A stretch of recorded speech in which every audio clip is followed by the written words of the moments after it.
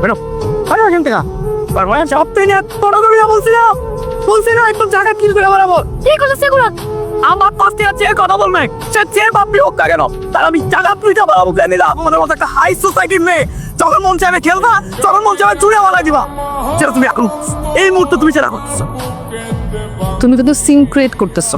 ওই সিনক্রেট হ্যাঁ সঞ্জু, তুমি এখান থেকে চলে যাও। আমি আর তোমার মুখ কখনো দেখতে চাই না। তোর কাপড় চোপড় জিনিসপত্র সব পোছা, আমরা ঢাকা চলে যাচ্ছি। এত কিছুর পর এখানে থাকার প্রশ্নই আসে না। আজ রাতের মধ্যে সমস্ত কিছু গুছিয়ে নাও, তোমরা ঢাকায় চলে যাবে। বাবা, তুমি আমার কথা একটু শোনো বাবা, প্লিজ আমার কথাটা একটু বোঝার চেষ্টা করো বাবা, প্লিজ বাবা। আমার কোনো কিছু শুনবার নেই, কোনো কিছু বুঝবার নেই। No means no. সঞ্জু কোথায়? সঞ্জু মা কালকে বাসা থেকে বের হয়ে গেল, পর তো আমার কিছু বলে জানে কই গেছে মা, আমি জানি না কিছু। আঙ্কেল প্লিজ, প্লিজ আঙ্কেল বলেন না সঞ্জু কোথায়। আপনি তো নিশ্চয়ই জানেন সঞ্জু কোথায় আছে। আঙ্কেল প্লিজ বলেন সঞ্জু কোথায় আছে। আরে আমি বললাম তো যে আমি জানি না মা, আমি কেন কম তোমার সাথে তো ছিল মা, তুমি তুমি বলো কোথায় গেছে।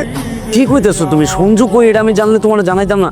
দেখো আমি গতকালকে এলাকায় আসছিলাম না, আমি মানুষের মুখে শুনছি যে ও নাই, আমি যে কত জায়গায় ওর খোঁজ খবর লাগেছে আমি কোনো জায়গায় ওরে পাইতেছি না, ফোনে পর্যন্ত ট্রাই করছি আমি।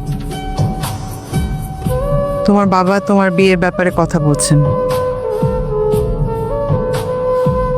মা, আমার ডিসিশন, আমার ওপিনিয়নের কি কোনো ভ্যালু নাই? আমি কি আমার মতো থাকতে পারবো না? অর্পা, তুমি গত 1 বছর নিজের মতো কিভাবে আছো আমরা তো সেটা দেখছি।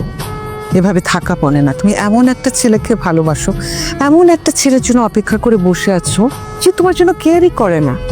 আমি বুঝলাম তোমাদের মধ্যে ঝামেলা হচ্ছে, ফাইন, কিন্তু একটিবারের জন্য সে তো তোমার সাথে যোগাযোগ করেনি, তার মানে সে তোমার ভালোবাসাকে ভ্যালু করছে না, আর তুমি অপেক্ষা করে বসে আছো।